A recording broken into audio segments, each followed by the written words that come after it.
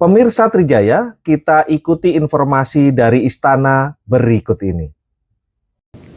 Presiden Prabowo Subianto kembali meninjau perkembangan penanganan bencana banjir di Sumatera Barat.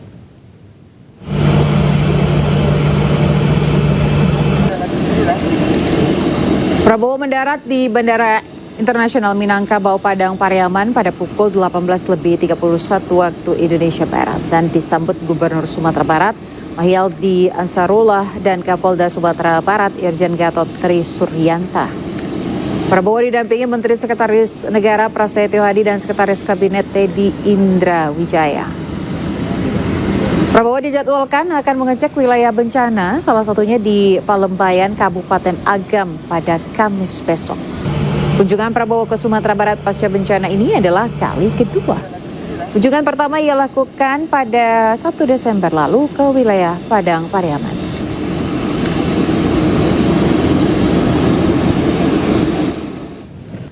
Pemirsa, aktivis Beni Parapat laporkan Ketua Umum Jokowi Mania Andi Azwan dan pengamat teknologi informasi Universitas Gadjah Mada Joshua Sinampela ke Polda Metro Jaya.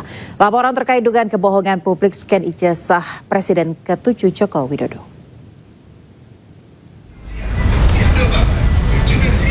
Beni mengatakan dasar pelaporan itu karena Andi Azwan dan Joshua Sinampela diduga telah melakukan kebohongan publik dan menyesatkan.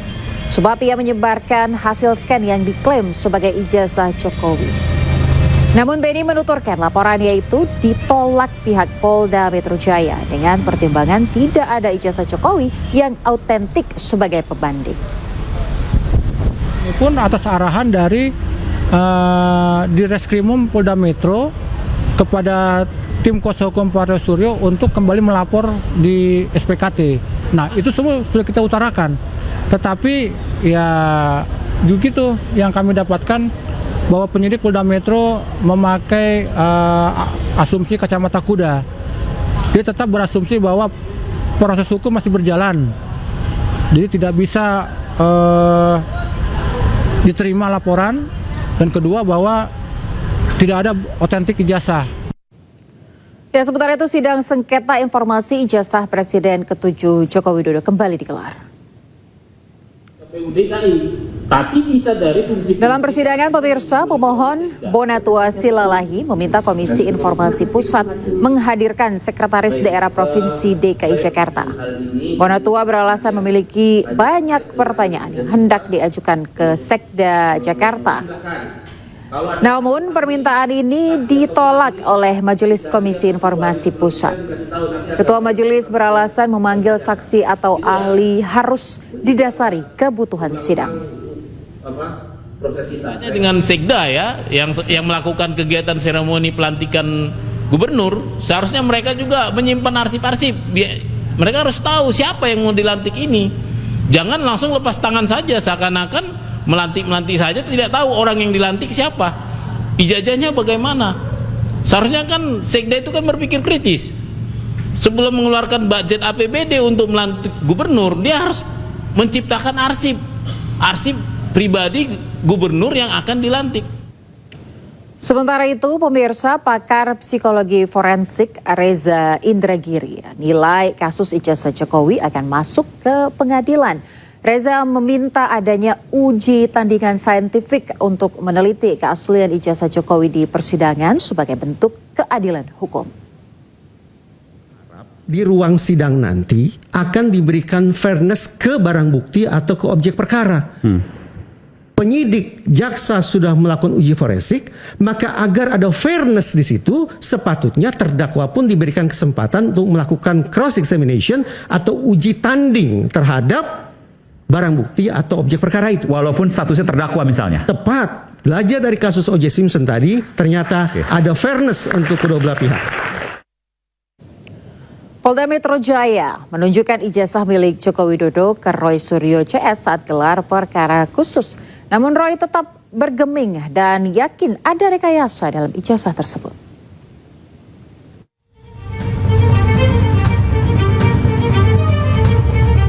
Drama kasus tudingan ijazah palsu Joko Widodo tetap berlanjut. Meskipun ijazah asli telah ditunjukkan oleh penyidik kepada Roy Suryo CS, namun ia tak bergeming dan yakin ada rekayasa pada ijazah yang ditunjukkan.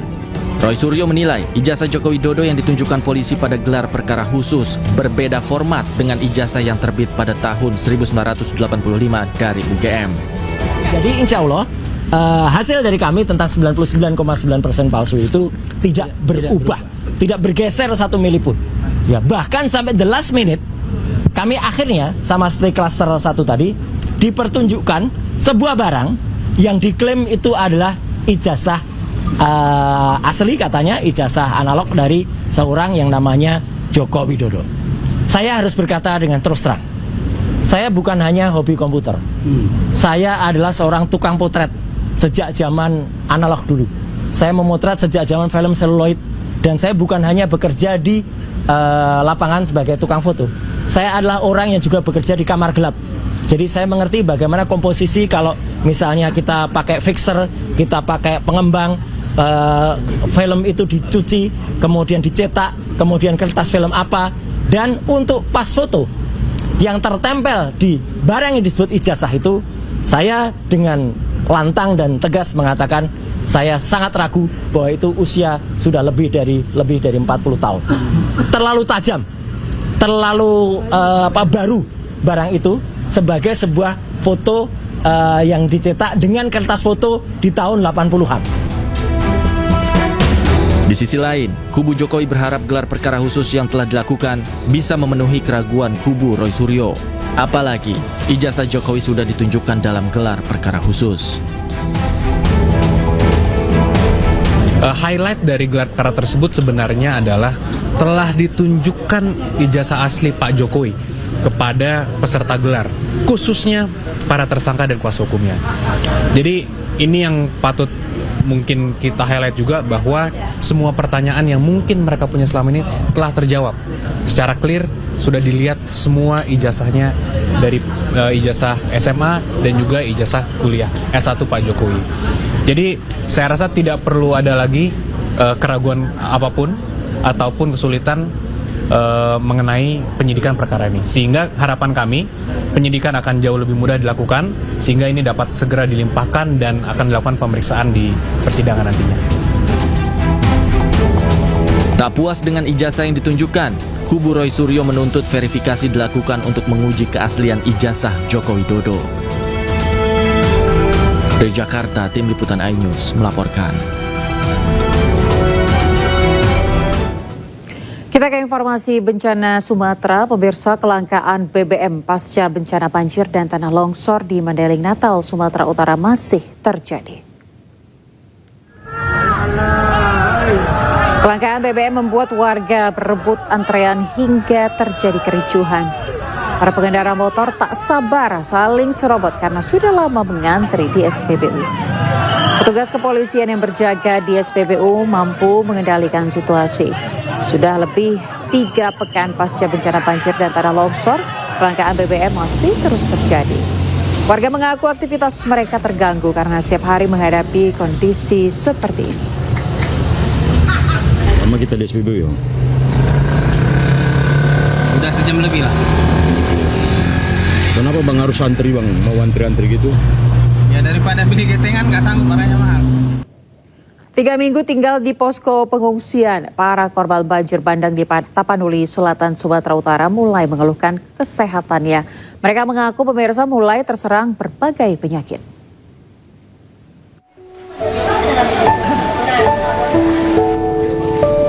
Tak terasa 3 pekan sudah berlalu pasca banjir bandang memporak-porandakan 3 desa di Kecamatan Batang Toru, Kabupaten Tapanuli Selatan, Sumatera Utara, yakni Desa Garoga, Desa Hutagodang, dan Desa Aek Ngadol.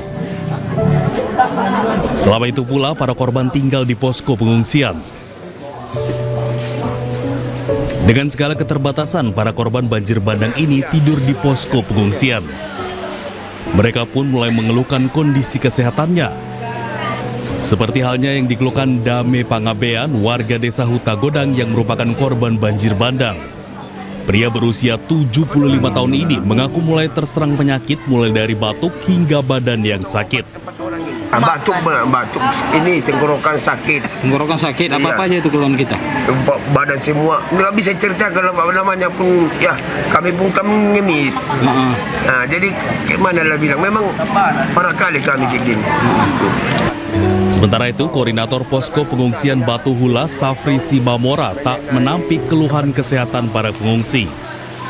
Keluhan-keluhan kesehatan dari lansia ataupun kaum rentan, Pak, seperti ibu hamil dan anak-anak, Pak. Untuk sejauh ini apa, Pak, paling banyak, Pak? Untuk saat ini sepertinya sih sakit biasa aja, karena di sini ada juga obat-obatan dari TNI dan juga dari perusahaan PTHR. Bang, pertegas Bang, sakit biasa ini apakah demam, diare atau gatal-gatal? Ya, demam, ada juga diare, gatal-gatal juga ya. Para pengungsi mengharapkan bantuan dari segala pihak agar bisa hidup layak dan normal. Dari Tapanuli Selatan, Sumatera Utara, Indra Mulia Siagian, iNews melaporkan. Presiden Prabowo Subianto kembali meninjau perkembangan penanganan bencana banjir di Sumatera Barat.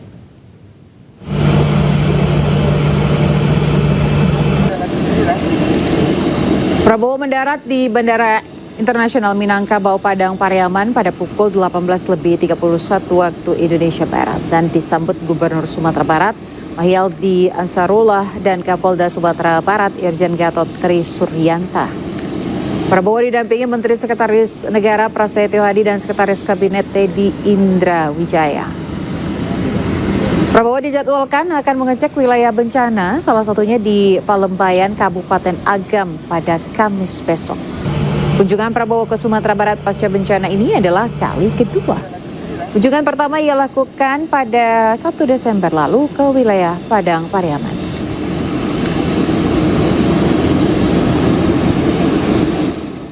Juga korsleting listrik kantor rental mobil di Kota Depok, Jawa Barat terbakar. Akibatnya 4 unit mobil terparkir hangus terbakar.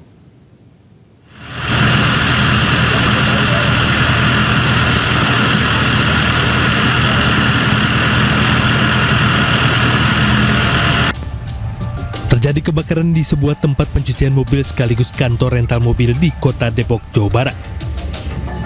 Api pertama kali diketahui oleh saksi di kantor rental mobil dan melihat percikan dalam bangunan. Dalam waktu singkat, api membesar dan merembet ke toko oli yang berada di tempat sebelah kantor rental.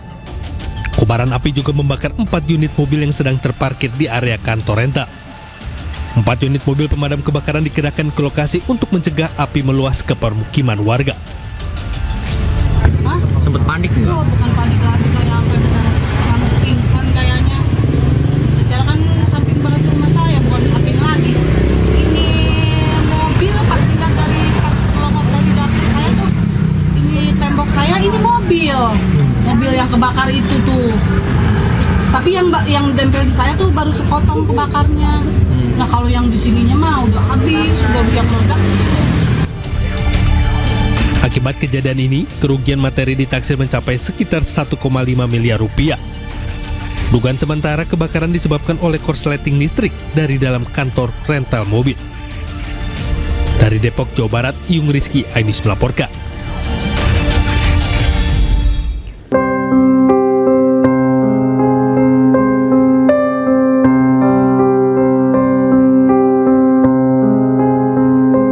Aceh Tamiang di Provinsi Aceh menjadi daerah paling parah terdampak bencana banjir bandang.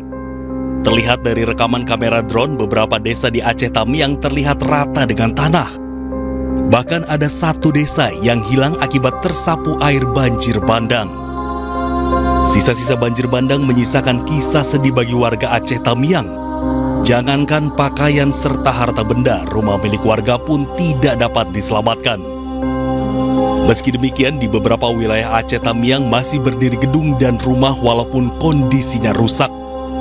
Beberapa infrastruktur kini mulai bisa digunakan kembali seperti jalur antar desa yang kini sudah mulai bisa dilalui. Kini Aceh Tamiang sedang berbenah. Pemerintah pusat masih terus melakukan rehabilitasi dan restrukturisasi wilayah Aceh Tamiang. Tim Liputan iNews melaporkan. Pemirsa, Wakil Presiden Gibran Raka Buming Raka kunjungi posko pengungsian korban banjir bandang di Masjid At-Taqwa di Kabupaten Pidi Jaya, Aceh.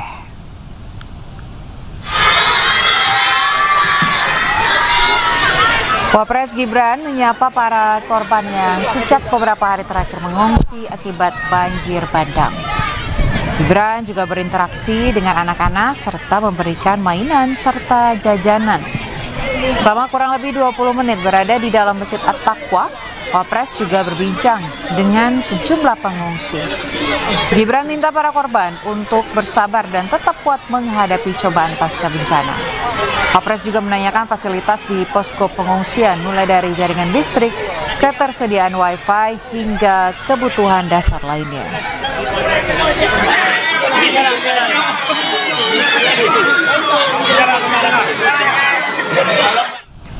Banjir bandang yang menerpa Aceh Tabiang, pemirsa, sisakan kisah pilu.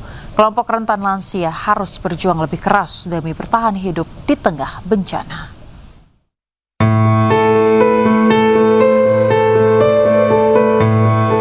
Ada kisah pilu dari banjir bandang yang kini menyisakan lumpur tebal di Aceh Tamiang. Lansia ini harus berjuang keluar dari rumahnya dengan badan penuh lumpur demi bisa mendapatkan bantuan makanan untuk bisa bertahan hidup. Tanpa mengeluh, dengan tubuhnya yang sudah lemah karena usia, ia harus menembus lumpur untuk menggapai lokasi relawan berada. Di video lainnya, sejumlah lansia nampak berjuang untuk tetap hidup dengan segala hasil alam yang masih bisa dikonsumsi. Situasi ini menjadi gambaran nyata beratnya perjuangan kelompok rentan lansia bertahan di tengah bencana. Pemirsa, viral di media sosial, warga kibarkan bendera putih di Aceh dan minta bantuan internasional. Mendagri Tito Karnavian akan dalami permintaan bantuan internasional tersebut.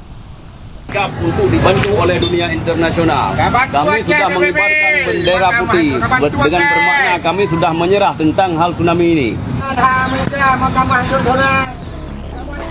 Viral di media sosial, seorang pria mengibarkan bendera putih di atas jembatan di Aceh. Dalam video berdurasi lebih dari 1 menit ini, seorang pria menyatakan menyerah atas bencana yang terjadi. Dalam narasinya juga menjelaskan siap menerima bantuan internasional. Tapi menyerah dengan keadaan tsunami yang sekarang yang tidak bisa kami berbuat apa-apa lagi. Kami butuh bantuan dari dunia internasional untuk membantu Nangro Aceh Darussalam. Menteri Dalam Negeri Tito Karnavian menanggapi warga Aceh yang siap menerima bantuan internasional. Menurut Tito, pihaknya akan melihat dulu bantuan yang dibutuhkan masyarakat terdampak bencana. Menyerah dong Pak? Berarti mereka merasa tidak teropemi gitu kan? Minta apa dulu gitu? Minta tolong Pak, assistance Pak. Rencananya urusan tolongnya untuk apa? Ada dana, bantuan apa? Rehabilitasi dan rehabilitasi. Hah? Konseling kan? Rehabilitasi Pak, rehabilitasi. Kalau konseling ya banyak kita mampu. Tapi kalau pemerintah daerah mengajukan itu tidak apa-apa ya Pak? Tapi ini apakah diperbolehkan Pak kepala daerah meminta bantuan kepada PBB dan luar negeri Pak? Nanti kita pelajari. Tapi arti di luar kewenangan atau di luar izin? Kalau itu diperbolehkan. Menurut warga, pemasangan bendera putih di sejumlah titik di Aceh ini telah berlangsung selama seminggu. Bendera putih ini sengaja dipasang sebagai bentuk kekecewaan warga atas lambannya penanganan bencana banjir bandang dan tanah longsor yang menerjang Aceh selama 3 pekan. Tim Liputan iNews melaporkan. Ya, Gubernur Aceh Muzakir Manaf bantah kirim surat ke PBB untuk minta bantuan penanganan pasca bencana di Aceh. Mualem menegaskan surat tersebut bukan dikirim ke PBB namun kepada lembaga swadaya masyarakat yang beroperasi di Tanah Rencong.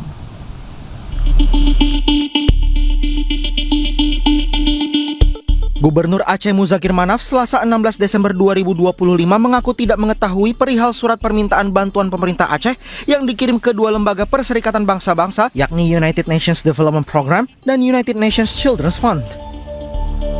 Muzakir justru menjelaskan bahwa surat permohonan bantuan penanganan bencana itu dikirim ke lembaga swadaya masyarakat di Aceh, bukan PBB. Sementara itu, juru bicara pemerintah Aceh Muhammad MTA menjelaskan bahwa surat permohonan bantuan sebenarnya ditujukan kepada UNDP dan UNICEF yang berada di Indonesia. Kabar Pemprov Aceh meminta tolong pada PBB merupakan kesalahpahaman. Sebelumnya pada Senin 15 Desember 2025, Muhammad MTA membenarkan pihaknya telah menyampaikan permintaan resmi pada UNDP dan UNICEF untuk terlibat dalam penanganan pasca bencana banjir bandang dan longsor di Tanah Rencong. Kedua lembaga itu dinilai memiliki pengalaman panjang dalam penanganan bencana di Aceh, termasuk pasca tsunami 2004. Tim Liputan iNews melaporkan. Presiden Prabowo pemirsa menegaskan Indonesia mampu menangani bencana di Sumatera. Hal ini disampaikan saat sidang Kabinet Paripurna Penanganan Bencana Sumatera. Itu pun banyak pimpinan kepala negara yang ingin kirim bantuan. Saya bilang terima kasih. Concern Anda, kami mampu. Indonesia mampu mengatasi ini. Ya. Ada yang teriak-teriak ingin ini dinyatakan bencana nasional. Kita sudah kerahkan, ini 3 provinsi dari 38 provinsi. Jadi situasi terkendali, saya monitor terus, ya, dan kita sudah merencanakan segera akan kita bentuk. Apakah kita namakan badan atau satgas rehabilitasi dan rekonstruksi. Segera kita akan bangun hunian-hunian sementara dan hunian-hunian tetap. Bahkan mungkin saya dapat laporan dari Menteri Perumahan, ya, mungkin mulai hari Minggu ini kita sudah mulai membangun 2.000 rumah. Kemungkinan rumah ini bisa langsung aja jadi rumah tetap, ya.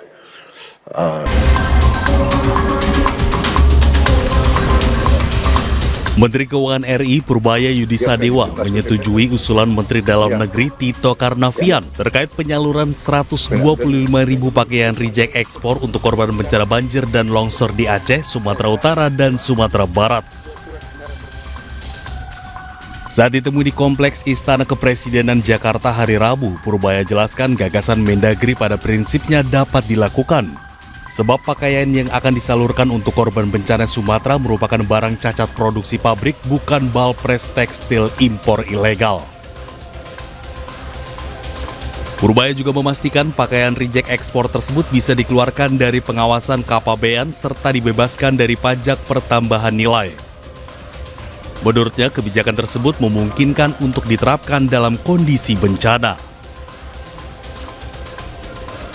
2 oknum polisi pelaku pengeroyokan debt collector hingga tewas di Kalibata, Jakarta Selatan dijatuhkan sanksi pemecatan tidak dengan hormat atau PTDH.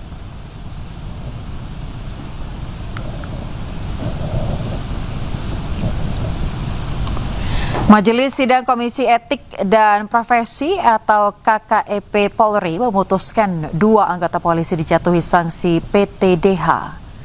Keduanya terbukti melakukan penganiayaan hingga menghilangkan nyawa 2 orang debt collector. Sementara 4 pelaku lainnya dikenai sanksi demosi selama 5 tahun. Dari fakta persidangan terungkap keempatnya hanya berperan mengikuti ajakan seniornya.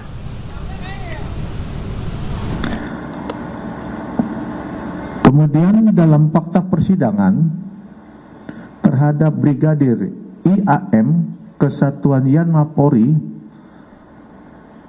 terhadap Brigadir AMZ Kesatuan Yanma Polri dengan peran pertama Bribda AMZ pemilik kendaraan NMAX hitam yang Pemirsa, polisi jerat Adimas Firdaus atau yang kerap dikenal Respop dengan Undang-Undang ITE akibat ujaran kebencian yang disampaikannya di media sosial. Respop pun terancam hukuman penjara 6 tahun.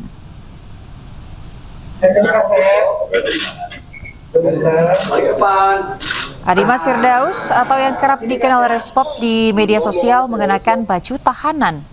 Respop sebelumnya buron usai menyampaikan ujaran kebencian di media sosial terhadap suku Sunda. Resbob juga sempat melakukan pelarian hingga ke Jawa Timur sebelum akhirnya ditangkap petugas gabungan. Masyarakat di Jawa Barat. Kapolda Jawa Barat Irjen Pol Rudi Setiawan menyampaikan status Resbob telah resmi dinaikkan menjadi tersangka dan dijerat dengan Undang-Undang ITE dengan ancaman hukuman 6 tahun penjara. Yang bersangkutan akan kita kenakan Undang-Undang ITE yaitu pasal 28 dan kita juntokan beberapa pasal yang ancaman hukumannya salah satunya 6 tahun ya. Kita akan proses dan ini menjadi pembelajaran buat kita semua untuk kita lebih bijak lagi dalam berkomunikasi menggunakan medsos dan sebagainya. Hindari perbuatan-perbuatan yang dapat menyakiti hati masyarakat lain, hindari ujaran-ujaran kebencian. Pemirsa, sidang lanjutan kematian anggota TNI AD Prada Lukinamo digelar di Pengadilan Militer Kupang, Nusa Tenggara Timur. Sidang dengan agenda pledoi atau pembelaan dari para terdakwa ini diwarnai teriakan keluarga korban.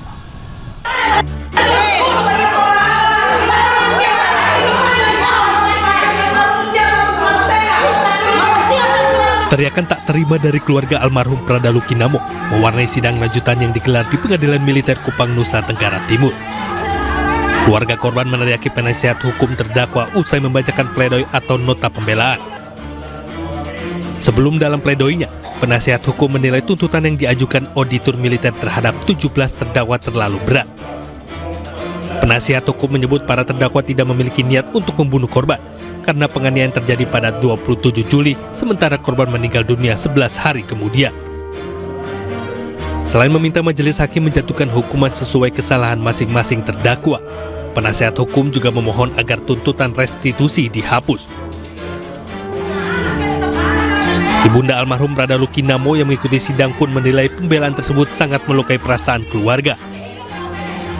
Kalau memang anak kami terbukti bersalah, proses seperti sekarang ini, kenapa kalian biarkan sampai anak kami meninggal, tidak berkomunikasi dengan orang tua? Itu bukan pembinaan, tetapi itu sudah penyiksaan dan itu sudah terencana semuanya. Jadi kami merasa kecewa dan sangat sakit hati dengan pembelaan yang pihak terdakwa utarakan. Pada sidang sebelumnya, auditor militer menuntut 17 terdakwa dengan hukuman 9 dan 6 tahun penjara serta pemecatan dari dinas militer. Seluruh terdakwa juga dibebani pembayaran restitusi senilai total 554 juta rupiah atau sekitar 32 juta rupiah per terdakwa. Dari Kupang, Nusa Tenggara Timur, Eman Suni, tim iNews melaporkan. Pemirsa, sidang perdana gugatan cerai Atalia Praratia terhadap suaminya Ridwan Kamil digelar hari ini di Pengadilan Agama Bandung, Jawa Barat. Sidang cerai perdana Atalia RK mengagendakan pemeriksaan identitas para pihak dan kuasa hukum. Sidang tidak dihadiri RK maupun Atalia. Kuasa hukum Atalia Praratia mengatakan kliennya menghormati segala proses hukum yang sedang berjalan. Setelah tahap awal, persidangan akan dilanjutkan dengan proses mediasi yang akan menghadirkan langsung para pihak terkait. Sementara penentuan apakah sidang digelar secara terbuka atau tertutup menjadi kewenangan majelis hakim. Biasa kita periksa kelengkapan dokumen, kuasa-kuasanya juga dicek apakah benar ini advokat atau bukan, berasal dari organisasi mana, dilihat berita acara sumpah seperti biasanya. Lalu setelah sidang ya tentu kita diarahkan ke ruang mediasi, bertemu dengan Pak Mediator gitu ya. Nah di kesempatan itu ya kita berkenalan dulu lah sesama kuasa, lalu juga berkenalan dengan mediator kita dan kita akan set up the date untuk kapan akan melaksanakan mediasi. Pemirsa, pemerintah resmi terbitkan peraturan pemerintah tentang pengupahan sebagai pedoman penetapan upah minimum tahun 2026. Kepala daerah direkomendasikan untuk tetapkan kenaikan upah minimum paling lambat tanggal 24 Desember 2025.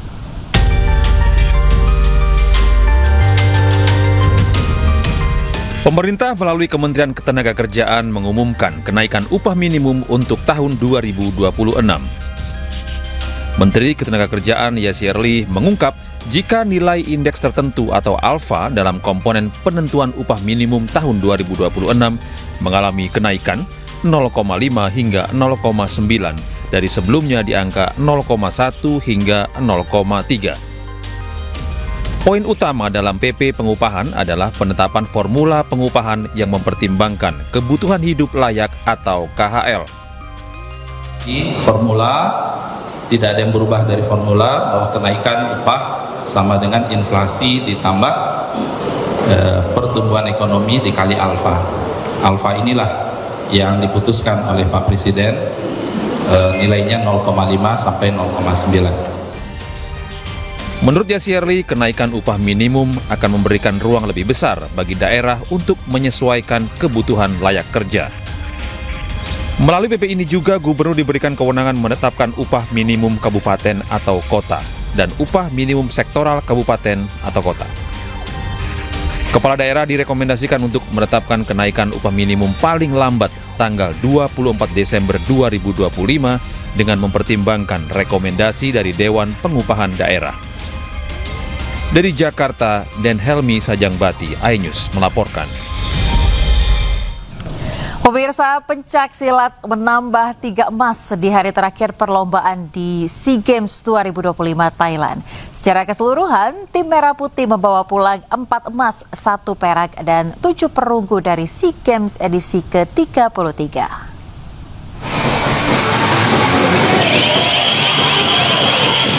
Pencaksilat menambah 3 keping emas di hari terakhir perlombaan di Impact Arena, Bangkok, Thailand.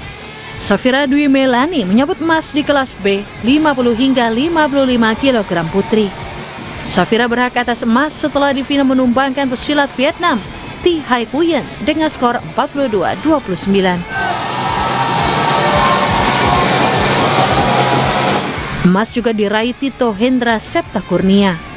Berlaga di kelas E Putra 65 hingga 70 kg. Pesilat 23 tahun tersebut menang dengan skor 63-52 atas wakil Malaysia Muhammad Helmi.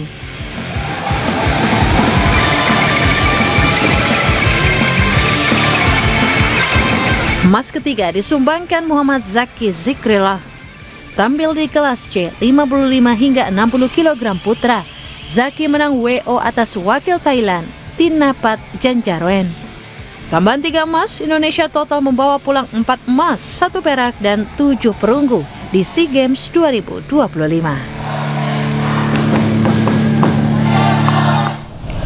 Sementara itu, pemirsa, tim dayung Indonesia berhasil mengoleksi emas ketiga di SEA Games 2025 Thailand. Emas dipersembahkan oleh Randy Setia Maulana dan Lamemo usai mengalahkan wakil Thailand dan Filipina. เงินนะครับก็วันนี้ครับมาจับคู่กับทางด้านของณรงค์ศักดิ์นาคแสงครับในรอบชิงชนะเลิศครับในประเภทของเรือกระเทียมสองคนชาย Tim dayung Indonesia sukses mengoleksi emas ketiga di SEA Games 2025 Thailand. Emas dipersembahkan oleh Randy Setia Maulana dan Lamemo yang tampil di nomor men's double sculls. เป็นเรดอนโต้ครับจะพายมาคู่กับวันแอดเรนMax Rockครับผม Berlomba di Kanburi, tim Merah Putih berhak atas emas setelah finish terdepan dengan catatan waktu 7 menit 18,507 detik. Mereka mengungguli tim Thailand dan Filipina. Looks like Indonesia towards the finish line takes the gold with Thailand in second. เราขึ้นนำมาอยู่ช่วงท้ายแต่ในช่วงท้ายครับโอ้โห200 เมตรสุดท้ายครับอินโดนีเซียยังมี Bagi Randy, ini merupakan emas pertamanya sepanjang keikutsertaannya di SEA Games. Ia pun mengaku sangat bersyukur dan bangga bisa membawa pulang emas.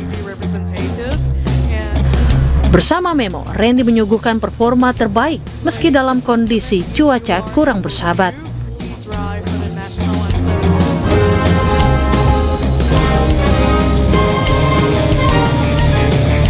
Sementara bagi Memo, ini merupakan emas ke-6 sejak tampil di SEA Games 2015 Singapura. Bagi Memo, pencapaian ini meletupkan motivasi kuat untuk menghadapi kompetisi di level lebih tinggi. กาสนี้นะคะเรียนเชิญท่านผู้ทรงเกียรตินะคะถ่ายภาพเป็นที่ระลึกร่วมกับนักกีฬาด้านบนเวทีค่ะ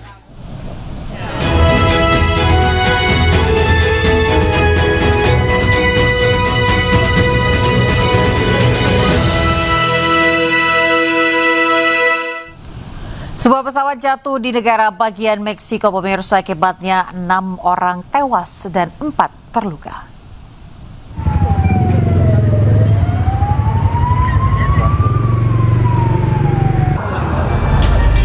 Sebuah pesawat ringan Cessna Citation 3 yang terbang dari Acapulco dan menuju kota Toluca jatuh di persimpangan Jalan Industria Otomotriz dan Miguel Aleman di dekat kawasan perumahan. Dalam rekaman video di lokasi menunjukkan kepulan asap hitam serta gudang yang rusak dan puing-puing pesawat. Tim darurat dan regu pemadam kebakaran dari wilayah Toluca, Mepetec, dan San Mateo Anteco dikerahkan ke lokasi kejadian. Peristiwa ini menewaskan 6 orang serta melukai 4 orang lainnya. Pemirsa, pasangan suami istri korban penembakan Bondi Beach ternyata sempat mengadang pelaku dengan merebut senjatanya. Aksi heroik tersebut terekam dalam kamera dashboard sebuah mobil.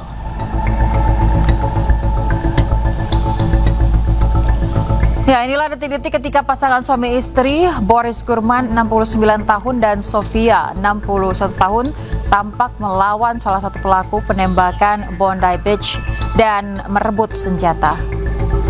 Gurman nampak sempat terjatuh kemudian bangkit kembali dan memukul pelaku dengan pistol.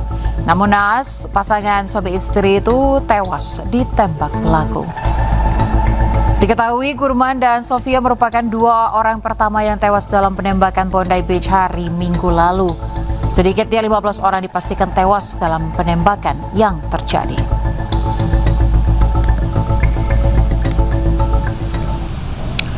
Pemirsa, dalam krisis kelaparan, warga Palestina di Gaza kini juga harus menghadapi badai musim dingin. Sedikitnya 14 warga tewas akibat badai yang diikuti hujan deras, angin kencang, dan banjir. Dan pemirsa, usai sudah kebersamaan kita dalam iNews Prime hari ini, temukan informasi-informasi terbaru lainnya di www.inews.id. Cuplikan tayangan berita iNews dapat Anda saksikan di kanal YouTube @officialinews. Dan sesaat lagi rekan saya Gede Satria akan hadir dalam program iNews Malam. Mewakili kerabat kerja yang bertugas, saya Aya Nufus, pamit undur diri, terima kasih dan sampai jumpa.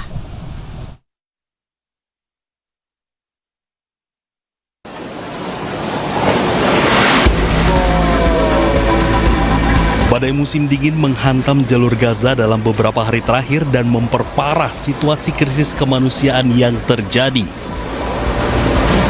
Badai yang diikuti hujan deras, angin kencang, dan banjir menewaskan 14 warga Palestina. Tenda-tenda pengungsian yang sudah rusak kini ambruk dan terendam banjir. Ribuan tenda yang makin tak layak memaksa ribuan keluarga harus kembali mengungsi dengan harapan mencari tempat yang sedikit lebih aman di tengah segala keterbatasan.